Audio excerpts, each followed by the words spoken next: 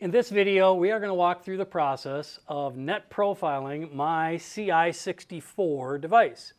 So I've already launched the NetProfiler app. You can see that here, and I am ready to create a new profile for this device. So I'm going to click on Create New, and through the X-Rite device bridge, the instrument and the software are talking to each other, and the software says, yep, I see your model Ci64UV with this serial number.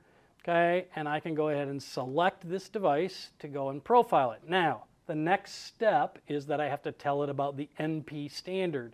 Okay, that's this, the box with all of the tiles in it of various colors, right? It's got my thermometer in here. I'm going to use all of these as part of the profiling process.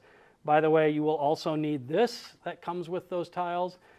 This is the NetProfiler base assembly. It's made to hold the tiles. It's spring-loaded, and we'll see how we use that in just a moment. Okay, but I need to tell it the serial number of the tiles. Easy way to get that is it's on a label on the bottom side of the box if you want, or it's also on the back of an individual tile. So I'm going to click into that field. I'm going to type in HHS. Okay. Put in that tile's set serial number. It finds it and says, yes, that tile set is good. It's valid until September 12 of 26. Okay. Note it says for best results, we recommend using the largest aperture for the device. We already have that in place. As you can see here, that's the device and its larger aperture. Okay. We also will need this. It's calibration base. So we've got everything we need, but first we have to say, the device and the standard, the tiles, are clean and the temperature is stable. Don't want to have tiles that just came from a hot environment into cold or vice versa. We don't want an instrument that just changed temperature drastically. We need things to be in a very stable kind of condition, because if it changes while we're measuring, that can affect our results. I also need to check a box that says, yes, I understand any existing profile on this device will be removed because I'm going to create a new one. Okay, so with that, we're going to go ahead and start profiling. Okay, and the first thing it's going to say is to follow the prompts on the screen of the instrument to calibrate. So I'm going to set that out of the way for a moment. Go over here and hit calibrate. I need to take the clear cap off, and I need to measure the white plaque. Then I need to spin that around and measure the black trap. Okay, and I've completed the calibration, so I can say next. And now I'm going to do several measurements of each of these two tiles, the mid-gray and the deep blue. Each of the tiles is labeled, okay, with not only its serial number, but its name, right? So this is the deep blue tile.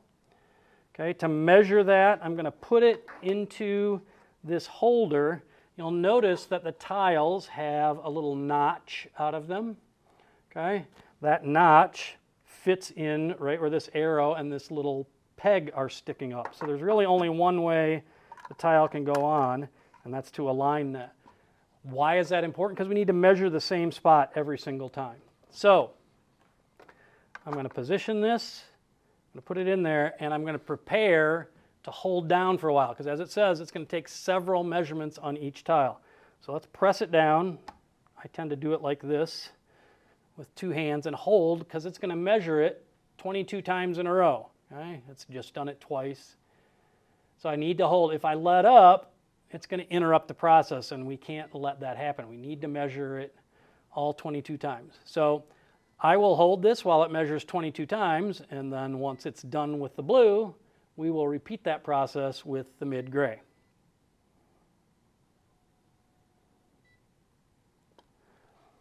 All right, so I have completed the 22 measurements, held it down through all of them. You can see I have a green check mark on the deep blue. So I've got the tile, mid-gray tile. We go ahead and pop that in place just like we did with the blue. And we're going to set the instrument on there. And just like before, I'm going to press down and hold. And why are we doing these measurements while we're waiting for them to go?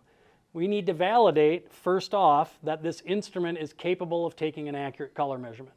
And we're doing that through the repeatability test. So what's going to happen with those 22 measurements of each tile is they're compared to each other, right? So all the gray measurements will be compared to one another to see, is the instrument capable of measuring the same gray tile 22 times very accurately? Because it should be. If there's some variation, right, we've got a tolerance there. If there's too much variation, we would say, no, there's something wrong with your instrument. It's not able to repeatably measure the same color, gray or deep blue or both.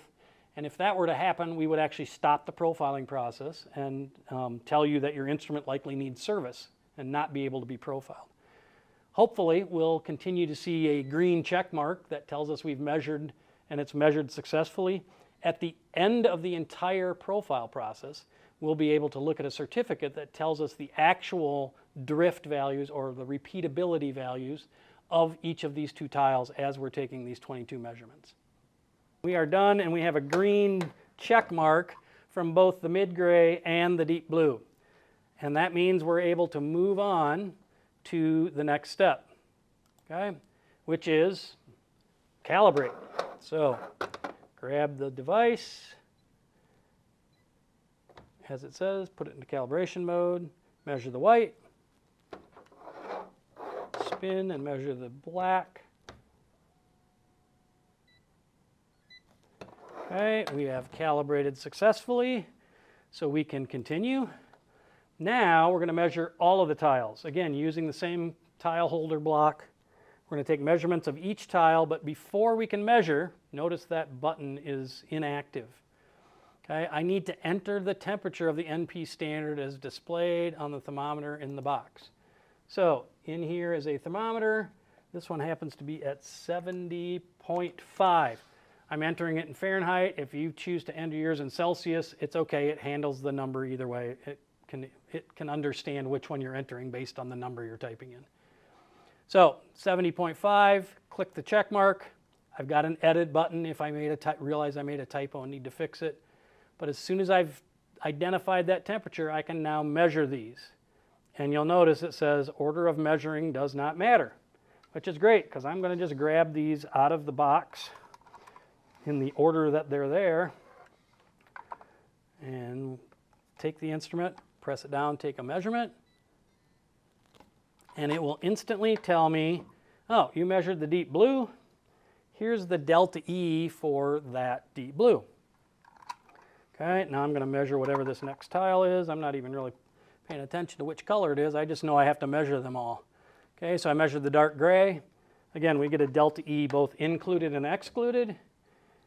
Okay, as we continue to measure these tiles, let's talk about where the delta E comes from. Well, we are measuring them, but what are we comparing them to? They're being compared to the stored values for these tiles, okay, which were established using what some people might call a gold standard, or what we call at X-Rite a centroid instrument. So when these tiles were manufactured, they were measured at X-Rite by a centroid device. The values for those tiles were stored in the database relative to the serial number of the tiles. And so now what I'm getting is a difference between this instrument that I happen to be using today and that centroid device's values for the exact same tiles, measured in the exact same spot. The temperature even gets into the calculation because we can adjust if there are variations in temperature between when you're measuring them or when we measured them. Okay, so all of this comes together to allow us to judge how far off of the centroid is this device. So you'll notice at the top where it's showing me the delta E's that it's reporting it as an unprofiled delta E. In other words, how does this instrument natively measure these tiles compared to my stored values from a centroid? Okay, we measure the last one.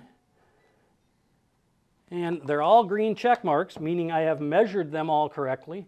Were I to measure something incorrect, right, it would give me an error message. If I measured one and realized, oh, yeah, I measured that and I noticed there was a fingerprint on there, I could clean the tile and remeasure any of them at this point, and it would replace the value that's there with a new measurement. I'm good with all of these measurements, so we're actually going to continue, which means we get to calibrate again. So we calibrate on the white, calibrate on the black. All right, we are done with that. We can tell it we're ready to move on. And now, as it says in the orange box up here, we're going to perform this step again to validate the accuracy of the profile. So the first time we measured, we were just measuring native for the instrument. Okay? Now I'm going to do all the same steps. Input the temperature. It went down, what, 0.2 degrees since last time. Okay? And I'm going to measure all of the tiles again. Now we are going to measure them, and what we're going to see when we get delta E's is how far off are they with our new profile applied. So we're testing the profile to see if it's a good profile or not. Okay? The profile has not been loaded to the device yet. It's just living in the software at this point, but we're testing it to see, is the profile really making things better? Okay? And so our delta E's now, you'll notice at the top, say profiled delta E.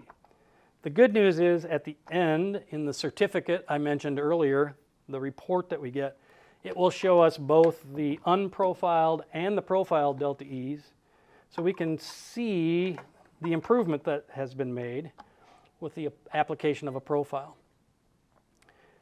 And real quick, not assuming everybody knows what that is, what's a profile? It's a mathematical correction to the measurement data in the device.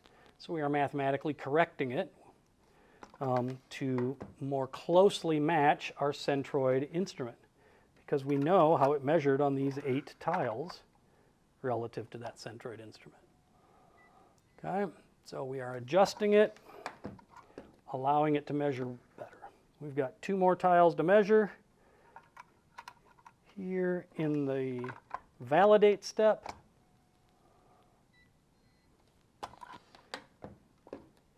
And we will be finished with our last measurement.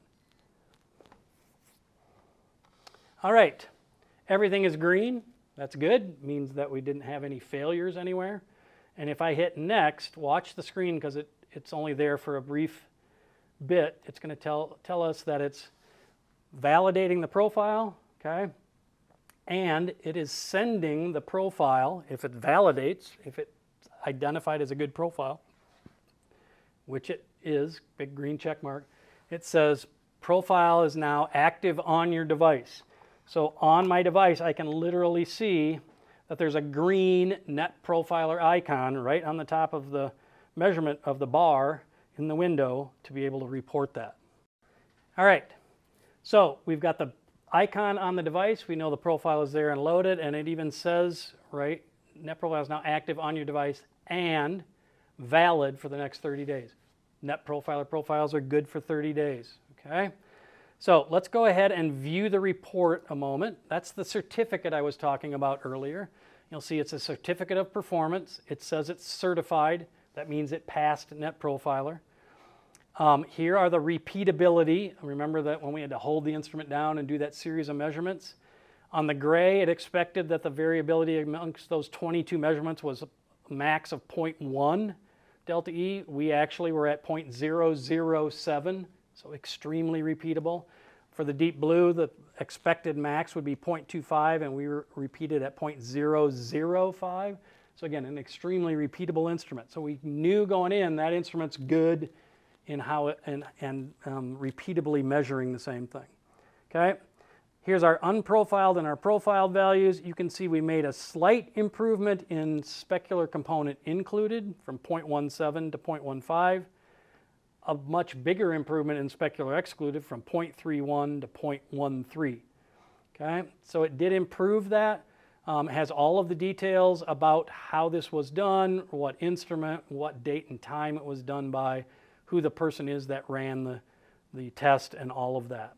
Okay, even reports for us what's the maximum expected average DE of 0.5. So if I ran a profile and my instrument was higher than that, it would not say certified at the top. We would have a failed profile and an instrument that probably needs service. Okay, These certificates, you can view it here. They are available to you in your My X-Rite account. They're stored online, so you can get to them later if you need. After that, you are literally done. Your instrument's ready to go for 30 days, right? On the 31st day, that profile becomes inactive. It goes red, right? Your NetProfiler icon. And so it's a good idea to plan your routine maintenance of your device to include every 30 days you NetProfile the device to make sure it stays measuring like the Centroid. So we go home and we're done. We're ready to go take this instrument and do all of our measurements and have a lot of faith in the accuracy and how close this instrument will measure to other NetProfile devices or our Centroid device, because NetProfiler is making sure that we are accurate. Thank you.